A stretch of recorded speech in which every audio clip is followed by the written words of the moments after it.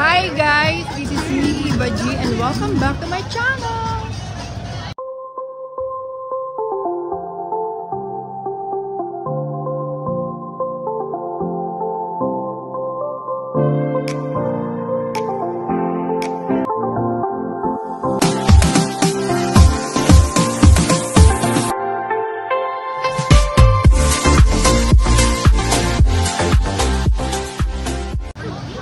Guys, ngayon papasok na tayo sa trabaho pero dadaan muna tayo dito sa Forever 21 kasi meron na akong titignan dito. So samahan niyo po ako, ikot po kayo para sa preparation po sa nagaganap din dito sa New York sa kanilang ball drop.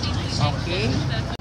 So guys, nakapunta na tayo sa Forever 21. May tinignan lang ako at wala yung hinahanap ko. So ngayon, iikot ko na kayo para sa preparation po ngayong gaganapin na ball drop dito ngayon sa Times Square po this coming New Year. December 29 po ngayon, 2024. So ngayon po ang kanilang paghahanda, ang kanilang preparation. Kung makikita niyo po doon, parang may ginagawang stage. Ayan. Ayan yung pinakaparang, hindi pa pinakaparang, ayan po yung pinakahagdanan. Yung lagi pinupuntahan ng mga tao. Tapos ito po, maraming mga, ayan ang nakagay, New Year's Eve. Times Square 2025. Ayan, mukhang bongga dito talaga. Hindi mukha talagang bongga to. Talagang laging inaantabayanan to ng mga tao taon-taon. At kung mapapansin nyo, marami na hong mga nakalagay na pang harang. O yan, nakita nyo na po yung mga kalsada, hinarangan na nila. Para hindi na rin sila mahirapan sa mga susunod pang mga araw. Kasi halos 2 araw na lang din yata ang kanilang preparation. At magbo-ball drop na po. So, lakad lang tayo. Hindi na tayo mag-i-edit. Dire-diretso na to. Hanggang makapasok na ako sa work. At kung mapapansin nyo, ayun, ano ba yung nakatalagay sa kabila? Ayun. Basta yung mga preparation nandito na ngayon araw na to. At napakaraming tao. Ang saya. Kahit na hinarangan na siya, ayun. May mga part na may harang na. Pero marami pa rin talagang tao. Namamasyal. Lalo na sa araw ng ng ball drop. Grabe ang daming tao.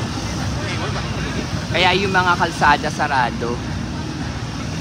Kaya pati kami mga papasok sa trabaho, meron kami kailangan permit na hawak para makapasok kami. Nakaharang na. May mga barricade na. Ayan po, dyan, yung mataas po na yan. Yan po yung ball drop. Dyan yung countdown. So, lapit pa tayo. Lagi nyo naman yung nakikita kapag nagbablog ako. Ayan pa. Ganda ng mga ilaw nila, mga pailaw nila.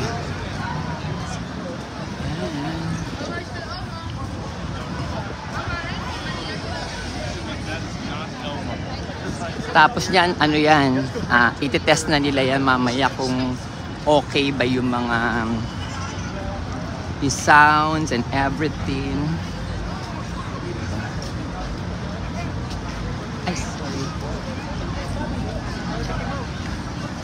Ayan, hinarangan na pala yung dadaanan ko. Dito ho ako madalas nagbi-video. Ayan, dyan sa part na yan. Hinarangan na nila. Pero hindi pa ho ako nakapanood ng ng countdown dito kasi nga ho, sobrang daming tao. Kapag kung saan ka na nakapwesto, doon ka na hanggang matapos yun. As in talagang yun ang kwento sa akin ng mga nakaranas ng ball drop dito, talagang siksikan. Ayan, ayan yung mga tao, yung mga paghahanda nila. Ayun po doon sa taas, ayan yung one Times Square, dyan po yung yung countdown doon sa taas na yan. So, grabe, ang ganda nito. Pero mapapanood ko na lang yan siguro sa YouTube o sa live nila kung sino man yung magla-live. Kasi nga, isipin nyo ho kung gaano karami talaga ho yung tao. Siksikan ho talaga. Kung dun sa Rockefeller hindi ako nakapasok, mas lalo ho dito. Kaya tinuturo ng mga tao kung saan kasi magka-countdown. Ayan, dyan.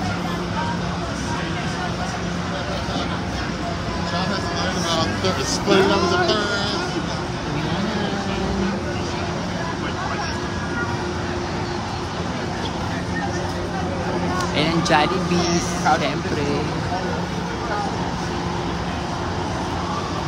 Kapag nalulungkot ka at Pinoy ka, punta ka lang sa may malapit kung meron kang Jollibee na nakikita sa lugar ninyo o mga Pinoy restaurant o Pinoy store. Ayun, medyo magagaang pakiramdam mo kasi makakita ka ng mga Filipino products saka Pilipino din, mga Pinoy. Kasi panigurado, bukas hindi na ako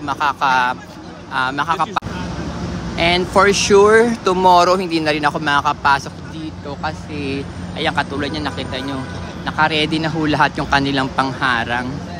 Ayan. Haharangan na po sila lahat. Ayan. As in, pati yung mga kalsada doon sa mga dinadaanan natin dyan, doon po, dyan, sa way na yan. Halos lahat dito ho, isasarado po talaga. Kasi, for security na rin siyempre. Hindi pwedeng marami yung lahat papapasukin. Pero siyempre napakarami na ho ng mga taong yung parang nakapasok. So kapag natantya na nila na sobrang dami na, hindi na sila papapasok unless kung yung mga nagtatrabaho dito sa lugar na to may permit para makapasok po sila dito. Kami. Yan, nakita nyo. Nagsisimula ng lagyan ng harang.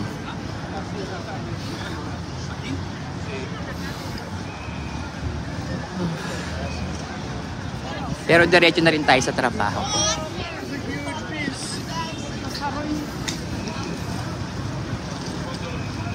Ngayon po ay Sunday, December 29. Ang dami mga ganyan ngayon. Pero lagi namang may ganyan, pero mas ngayon ko lang sila nakita. Mas marami. Tawid na tayo.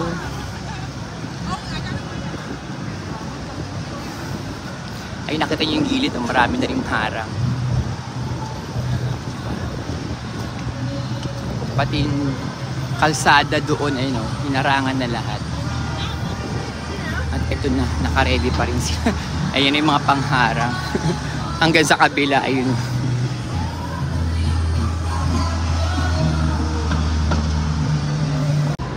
So guys, katatapos lang ng trabaho ko. As in, katatapos lang.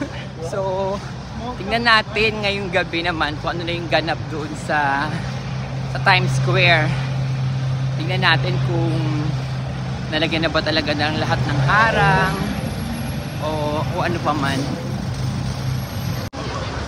Hindi ko na binidyo magmula dun sa naglakad tayo sa trabaho ko papunta dito kasi napakaraming tao.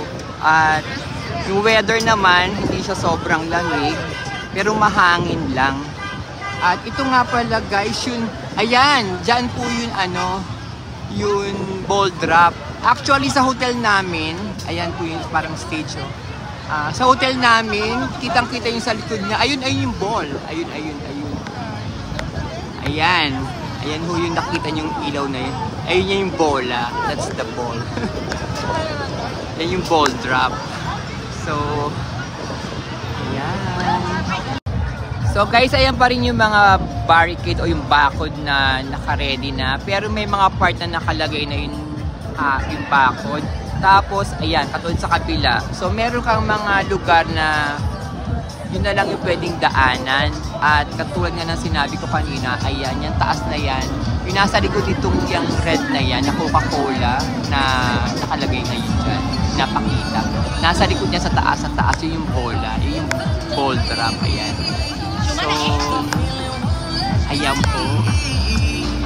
At ang daming tao ngayon na enjoy nila ngayon ng ano, na pwede pang maglakad-lakad dito sa Times Square ng ano, ng hindi pa ganun kahigpit. Hindi ko lang alam kung ayan na yung pinaka parang sa mga sound system na doon kanina. Kaso naharangan ng bus.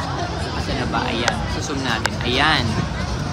Kay mga ano-ano pang ganap dyan. Wala po na-try na nila. Kasi for sure napakalakas ng tugtugan niyan bukas at sa New Year's Eve. So, habang gumagabi, parami yung tao talaga. So, halika na guys, uwi na tayo kasi baka maiwan tayo ng bus. Sunday ngayon. Alam niyo naman wala akong masasakyang bus. So, halika na, let's go home. Ayan, nakita niyo po ba? Pati dito sa papunta sa Port Authority, sa sinasakyang kong bus, ayan na, nilalagyan na rin ng harang. Kaya, ang mga tao, paglabas nila ng train station at bus station, kung wala kang pass para makapasok dito sa Times Square, hindi ka na makakapasok. Kasi ayan, ang dami ng harang. At syempre may mga pulis din dyan na nakabantay. Ayan na din po, di ba? Kaya ano na yan, simulaan na yan, pahirapan ng makapasok bukas niyan. At hanggang sa Tuesday night, ayan, nakita niyo ang haba na nung harang. Kaya mangyayari pa lang yan, dito pa lang yan, may mag-i-inspect ng mga pulis, may bantay na dyan. Kaya mahirapan ka na makapasok dito sa side na yan, makapasok yung sa kaloob-looban. Lalo na kung wala kang pass. Ayan, nakita nyo, di ba? May harang na. Inarangan na talaga. Di ba?